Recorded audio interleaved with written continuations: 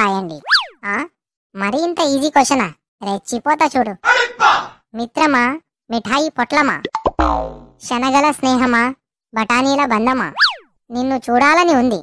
విమానంలో వద్దామంటే తుఫాను, బస్సులో వద్దామంటే రాస్తా రోకో, ఆటోలో వద్దామంటే క్యాష్ లేదు. అందుకని బాదం కాయంత బాధతో చీమరెక్కంత చిట్టిలో రాసి ఒక చెక్కంత పోస్టులో వేస్తున్నాను. టమాటాలతో టాటా, గులాబీలతో గుడ్ బై. ఇట్లు పేరు పెసరకాయ, ఊరు ఉసిరికాయ, రోడ్డు రసగుల్లా, గారాల గల్లి, ఇడ్లీల ఇల్లు, జిలేబీల జిల్లా. రే మామా, లెటర్ రాసినట్టున్నావు, కాస్త చూపెట్టురా, పాస్ అయిపోతా. అమ్మా, ఎంతో కష్టపడి రాస్తే నువ్వు ఈజీగా కాపీ చేద్దామని మూసుకొని వచ్చింది రాసుకో. 2020లో జరిగిన ఒక గొప్ప పని ఏమిటి? 2020లో గొప్ప పని అంటే ఒకటే ఒకటి ఉంది, అదే టిక్ టాక్ నిషేధం.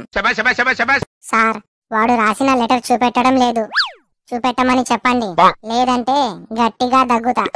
దగ్గుతే దగ్గు, నాకేంటి?